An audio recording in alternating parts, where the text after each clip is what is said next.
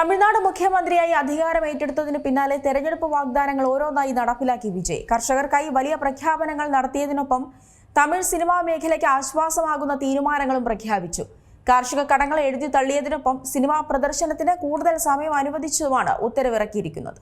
സർക്കാർ ഉന്നതതല യോഗത്തിന് പിന്നാലെ കാർഷിക കടങ്ങൾ എഴുതിത്തള്ളാൻ ഉത്തരവിട്ട് തമിഴ്നാട് മുഖ്യമന്ത്രി വിജയ്. സഹകരണ ബാങ്കുകൾ വഴി ചെറിയ തുക കടമെടുത്ത കർഷകർക്കാണ് ഈ നടപടിയുടെ ആനുകൂല്യം ലഭിക്കുക. 1 ലക്ഷം രൂപയിൽ താഴെ വായ്പയെടുത്ത 2.5 ഏക്കറിൽ താഴെ കൃഷിയിടമുള്ള കർഷകരുടെ മുഴുവൻ തുകയും സർക്കാർ എഴുതിത്തള്ളും. 5 ഏക്കറിൽ താഴെ ഭൂമിയുള്ള ചെറുകിട കർഷകരുടെ സഹകരണ ബാങ്കുകളിലെ മുഴുവൻ കാർഷിക കടങ്ങളും വിജയ് സർക്കാർ എഴുതിത്തള്ളിയിരിക്കുന്നു. 5 ഏക്കറിന് മുകളിലുള്ള ഭൂമിയുള്ളവർക്ക് 50% വായ്പാ ഇളവും ഇതോടൊപ്പം തന്നെ പ്രഖ്യാപിച്ചിട്ടുണ്ട്. ചെറുകിട കർഷകരിൽ 1 ലക്ഷം രൂപയിൽ താഴെ വായ്പയെടുത്തവരുടെ 50% വായ്പയാകും എഴുതിത്തള്ളുക. 50,000-ൽ കൂടുതൽ വായ്പയെടുത്തവരുടെ കടത്തിൽ ചട്ടങ്ങൾ പ്രകാരം ഇളവ് കൊണ്ടുവരാനാണ് തീരുമാനം. നെല്ലിന് കിൻഡലിന് 3,500 രൂപയും കരിമ്പിന് ടണിന് 4,500 രൂപയും താങ്ങുവില ഉയർത്താൻ തീരുമാനിച്ചതും ശ്രദ്ധേയമായ മറ്റൊരു പ്രഖ്യാപനം കൂടിയാണ്. 2 ഏക്കറിൽ താഴെ ഭൂമിയുള്ള കർഷകരുടെയും ഭൂരഹിതരായിട്ടുള്ള കർഷക തൊഴിലാളികളുടെയും മക്കളുടെ വിദ്യാഭ്യാസ ചെലവ് പൂർണ്ണമായും സർക്കാർ തന്നെ വഹിക്കുമെന്ന ഉറപ്പും ഇതോടൊപ്പം നൽകുന്നു. ഇതിനോടൊപ്പം തന്നെ തമിഴ്നാട്ടിലെ തിയേറ്ററുകളിൽ സിനിമകളുടെ പ്രദർശന സമയം വർദ്ധിപ്പിച്ചിട്ടുണ്ട്. കൂടുതൽ പ്രദർശനങ്ങൾ നടത്തുന്നതിലൂടെ സിനിമാ മേഖലയിലെ പ്രതിസന്ധി പരിഹരിക്കാനും വരുമാനം വർദ്ധിപ്പിക്കാനുമാണ് ഈ പ്രത്യേക നീക്കം. റിലീസായ സിനിമകൾ ആദ്യത്തെ ഒരാഴ്ച 5 പ്രദർശനം വീതം ഒരു തിയേറ്ററിൽ നടത്തും.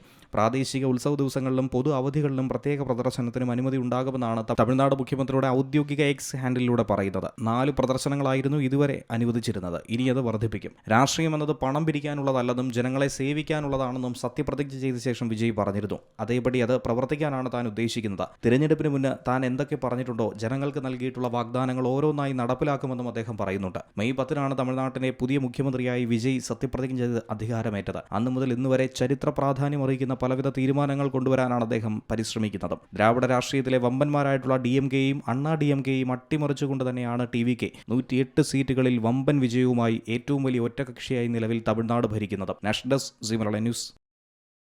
ഏറ്റവും പുതിയ വാർത്തകളും വിശേഷങ്ങളും വിരൽത്തുമ്പിലറിയാൻ സീ മലയാളം ന്യൂസ് എല്ലാ ഡിജിറ്റൽ പ്ലാറ്റ്ഫോമുകളിലും ലഭ്യം.